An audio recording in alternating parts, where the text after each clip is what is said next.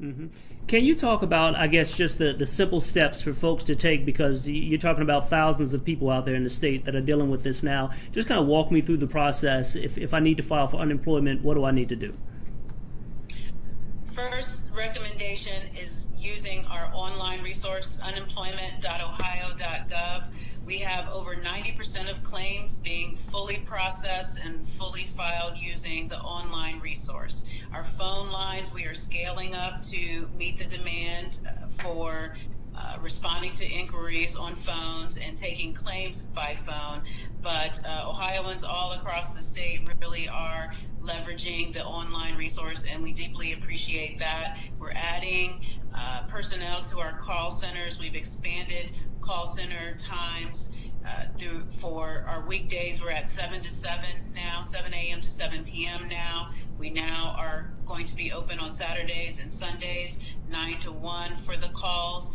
But the first and foremost recommendation would be to utilize the online resource to move much more quickly through the process. And I just have a few questions because I'm getting questions from folks on Facebook. Brandy Noble, she's asking, can you possibly get partial unemployment if your hours are cut? Yes, so we do have that, and it is we have that all laid out on our website. It's it's definitely a more complex calculation when you have a reduced hour scenario versus a full-on temporary separation from unemployment. If you give me a second. So essentially, you still have to meet our prior requirements for eligibility for unemployment. You have to have been employed full-time for a certain number of weeks, and you have to have worked in certain types of employment. So independent contractors, for example, would not be covered, and have earned at least $269 a week for a minimum of 20 weeks. And so in that scenario, you're viewed as, with those reduced hours, you're viewed as partially unemployed. And so then you'd be able to apply for benefits under that context. We have all of those criteria laid out on the website, and if there are further questions, certainly they can give us a call. Can you talk about, speaking to the phone call situation, because we got a lot of concerns about this, folks trying to get through, but they can't get through the phone line to speak to anybody, and it's basically, transferring them and hang up. I know you guys are being kind of inundated. Just talk about that influx, because that's been a huge frustration for a lot of folks. Understandably so. It's a frustration for me as well, and the team is working very rapidly. I'm proud of everyone who is working in the trenches here to expand our capacity. The system is not designed for such an immediate onslaught, and we are rapidly deploying state employees to expand call center support. We know, I believe, in Kentucky, and there was one other state, Oregon, New York, their systems actually have crashed and shut down. Ours is still up and running. So while we have the wait times and the challenges, we still have a system that is viable, doing what it needs to do. It's just not doing it fast enough for us. And so we're rapidly working to build that capacity. I have Jessica Evans. She's asking, how long will it take unemployment to be approved and those funds to actually be available to folks? So that's a great question. So we are processing those real time. The governor's executive order that was issued on Sunday actually eliminated the 1 week waiting period. There typically was a period where you would experience a delay in receipt of those benefits, and so now we're in a position where benefits can flow much more quickly as a result of that executive order. So we have been running batches around our claims each day since they have been coming in. Is there an issue with the PIN system? Because I spoke with certain people who have filed for unemployment in the past, and they had a PIN number. But now, obviously, years have gone by, and they've been working, and they can't remember the PIN, and they have to kind of reapply for another PIN, and they're running into an issue with that. What are you guys doing, I guess, to kind of ease those concerns? So again, that is another kind of pressure point that we're working diligently to alleviate the PIN reset. I always need all my pins reset half the time. And so we have staff now that we are dedicating exclusively for those channels around the PIN resets. And so we have state employees, as you know, we're practicing social distancing here within the state. And so all throughout the agency, we have individuals who can help us man that PIN reset function in support of our unemployment team, so they can answer more specific questions around unemployment, and then we can deploy other employees to focus on the PIN resets. So we're standing that up. We're all working hard to be remote, though, in that context, and so there's technology that we have to attach to those individuals as well to be able to tap into the calls. And Keith is asking about independent contractors, and this is something that I've heard from other people too, who have had jobs and now, obviously everybody is canceling out on them. What are their options when it comes to unemployment?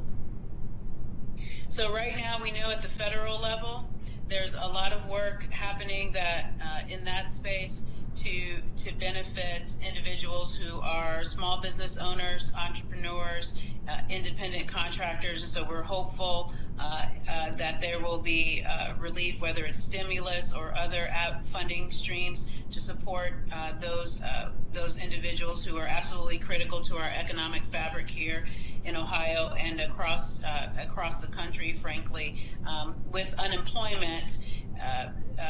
Unemployment does not apply to that subset of business person. As you know, the employers pay taxes, and so they are participants in that system by that regard, and so their employees are the ones that are benefiting from the unemployment benefit structure. Mm-hmm. Just tell me, basically, what sort of impact is this having on your office? I mean, obviously, you guys have to be, kind of overworked and kind of stressed out like everybody right now. Well, we are working hard, certainly. Our governor has this.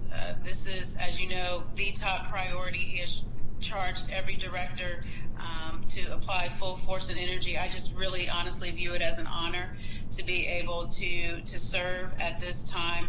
We haven't seen anything like this really historically, and so I've just tried to encourage my team to think about that and remember that, and we're it in terms of delivering the supports and what's needed to come through for Ohioans right now. And so I'm giving it all I have, and so are they. I'm really proud of everyone across the state.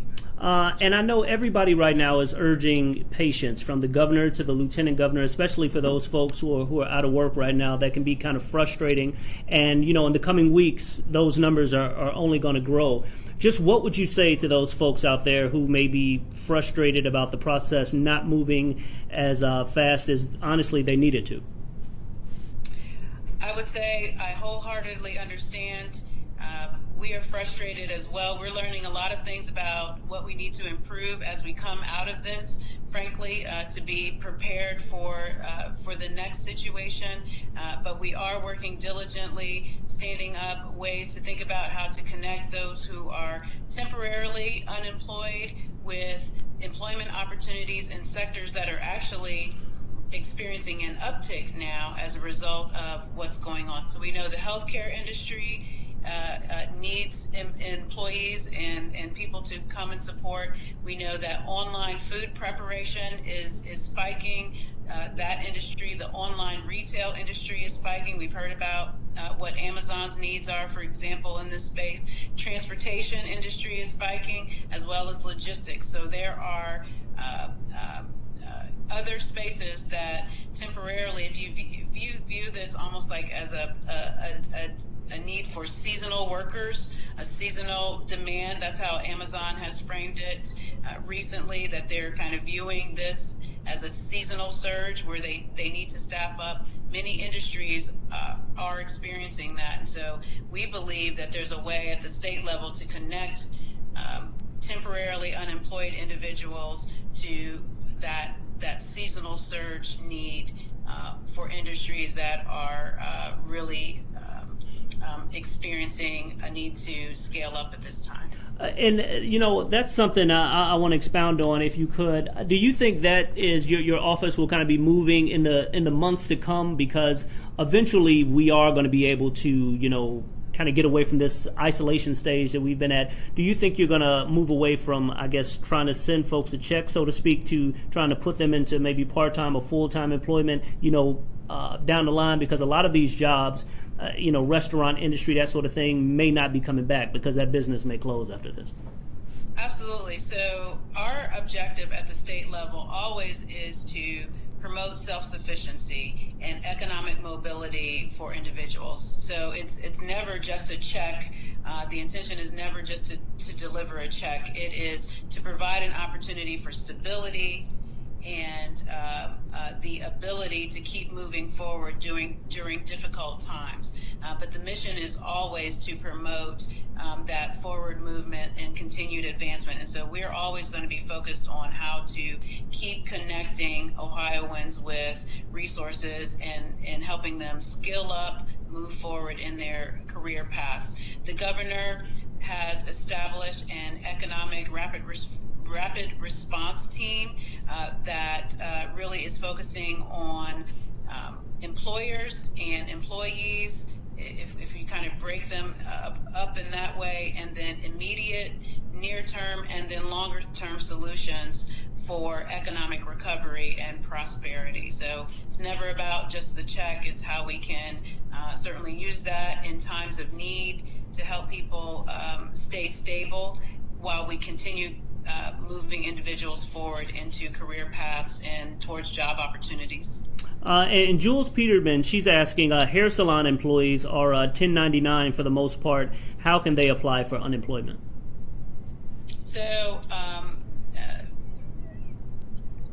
employees of hair salons, I will confirm this, but I do not believe they're eligible for unemployment, but let me confirm that. Okay. And I guess just while I have you, just some words of encouragement, I guess, for the folks, because you're almost, at this point, you're almost like a cheerleader. You have to do your job, you have to support your workers, and you have to support the folks out there across the state who are without jobs and kind of give them a bit of positivity right now. What would you say to those folks? What I would say is we are all in this together. I think we're all seeing just amazing networking happening, support networks developing, neighbors talking to neighbors maybe that they never have before, connection to resources, people really coming together at the local level, the state level, and this is really where our character is tested as a people. And what I'm seeing all across the state is everyone rising to the occasion. It is hard, it is difficult, but they should know that we are all in this together and moving forward towards the day when we won't have to do all these conference calls. Yeah, this is true. Yeah. I have one more question for you from Facebook. This is Chris. He's saying, will unemployment benefits be extended for those who unemployment benefits ran out at 26 weeks during this time period? That's a good question. I need to kind of research that one. Yeah, I'll research that one. Okay. Well, we'll get the answer from you, and we'll give these folks a little bit of information later. So I guess just the last thing I have for you, just again, the website and the phone number for those folks if they need to reach out. Again, the best way to do that. Best way to do that, unemployment.ohio.gov, and the phone number is 1-877 Ohio Job. Mm-hmm. 1-877 Ohio Job, which is 1-877-644-6562. And I just want to re-emphasize for the folks too, as far as the phone number, they're going to have to, kind of pack a bit of patience because you guys are trying to field all of those calls, but you're talking about thousands of calls right now. That's correct. The call will be answered, but many, if not all, questions can be answered through the website. We have it front and center on the website, and the applications can be filed right through the online resource. Okay, thank you very much. Again, we've been talking with Kimberly Hall, Director of Ohio Department of Job and Family Services. I really appreciate your time. I know you're super busy, so thank you for carving out a few minutes for us this afternoon. Thank you. Appreciate it. All right, have a good one. You too.